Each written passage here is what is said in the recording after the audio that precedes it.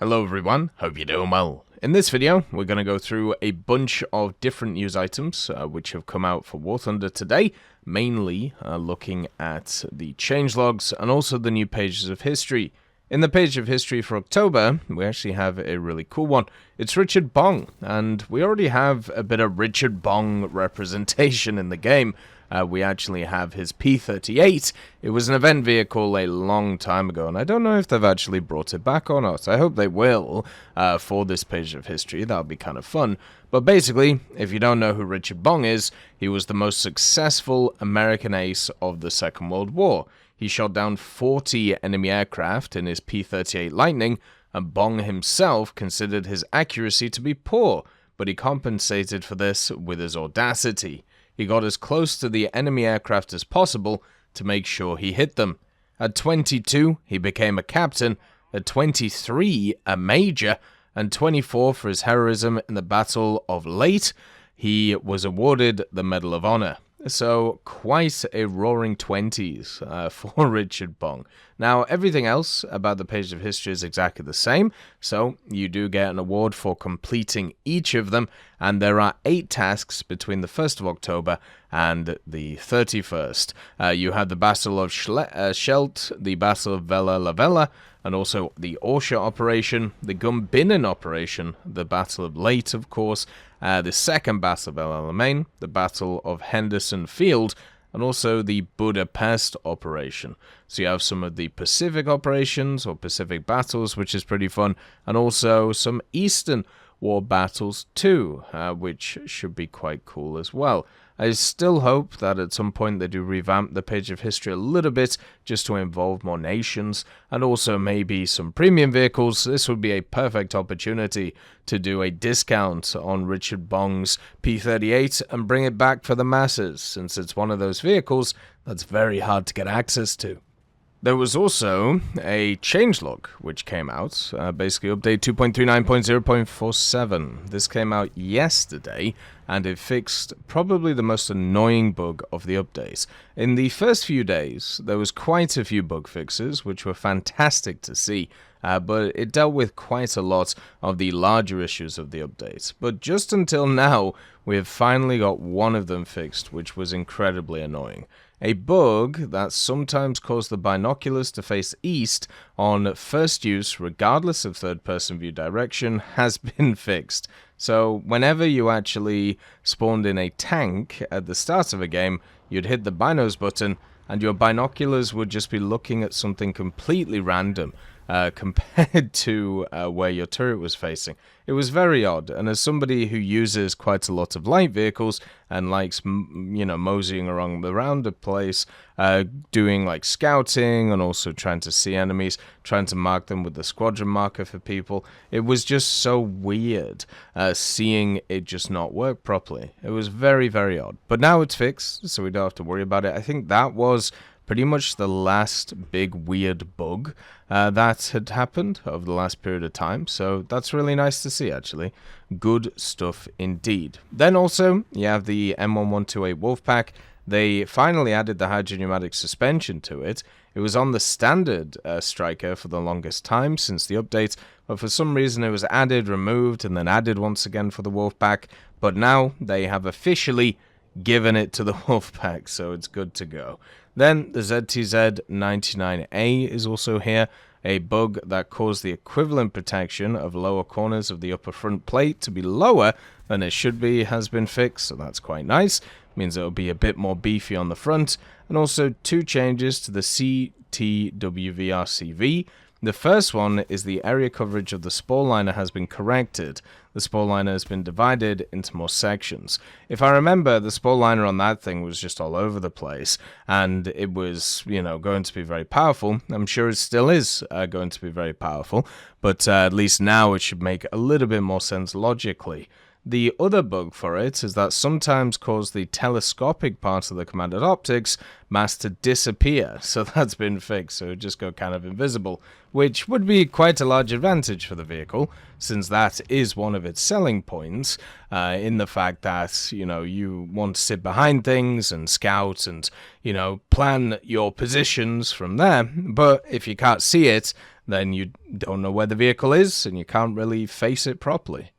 So also in this video, I wanted to talk about the Boxer MDS. This is, of course, the new event vehicle that is coming in for Germany, and after reading the comments yesterday on the video, there seems to be a bit of a mixed kind of reaction to it. And I think that's fair, because the vehicle itself is not that different to stuff that we've seen before, such as the CTWV 105, but also you know what you're going to get out of it, and at the same time, you know for a fact that with the Boxer, you'll get many different variants in several tech trees too, basically meaning that this is the first step towards a bunch more Boxers being added to the game. So this is always an interesting thing, right? Like when we talk about event vehicles, one of the things I always try and bring up is the fact that you can't really satisfy everybody.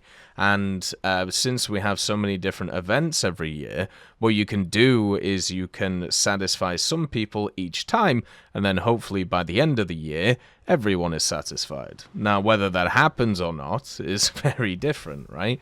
A lot of people want high-end vehicles or top-end vehicles for events because they want to get a taste of what the top tier is like, or because they're veteran players and they want vehicles to add to their lineups which they play at high tiers. A lot of people want major nations to get these event vehicles because of the fact that they play the major nations, because they're the easiest to play and also just the most popular overall, leading to a cascading effect. A lot of people also, at the same time, want familiar vehicles, vehicles that they've seen before and understand how to use, which is a huge reason why people enjoy stuff like 105mm, since they know the rounds, they've seen them before, it's something that they can get used to, and why something like the Apache being in the game, and now the Boxer being in the game, can be quite comfortable for certain people, since they know what they're going to get out of it. But then you have the other side of the card, the people who want the focus on earlier rank vehicles, which are premium instead of event vehicles, so they're better for grinding and also more useful in their lineups. Maybe people prefer Second World War vehicles to modern vehicles, or Second World War compared to Cold War vehicles. Maybe there are people who don't want to see more kind of copy-paste stuff in the game and instead more unique stuff for events. There's all these different reasons why people like events, and usually they don't all add up and work together. And I think that's actually really cool, because we have such a crazy amount of opinions flying around the place. It means that no specific decision is ever going to make everybody happy, but it also gives Gadget the reins to try a bunch of different stuff to try and satisfy different sets of people and see what they can do. And I think that's fun. Whatever they do, there's going to be people who enjoy it, and there is going to be people who dislike it. So it's all about just balancing out that setup. When I look at something like the Boxer, for me, I would prefer a mid-tier premium vehicle for events. I always have. I think generally that is a better option, just to help people with the grind, but also at the same time, because those types of vehicles are usually pretty fun. These highly mobile vehicles with really good firepower are also incredibly fun as well to run against MBTs as scouts, but also at the same time, having those mid-tier lineups where you can, grind through rank 3, 4, or 5 with them and just have a really nice time doing daily specials and stuff like that is super important as well, since you don't have to modify the vehicle and also you get the bonuses on top of it. I also prefer stuff like Second World War stuff compared to more modern stuff. I think a lot of the modern stuff plays exactly the same, where in the Second World War vehicle area, there is a little bit more nuance in how you actually approach the vehicles and, use them. But at the same time, I'm sure because of the mobility of the high echelon stuff, people prefer them to get into battle quicker, to be able to exploit certain areas more. So I get that there is two sides to this coin, or maybe not even two, but 10 sides of this coin.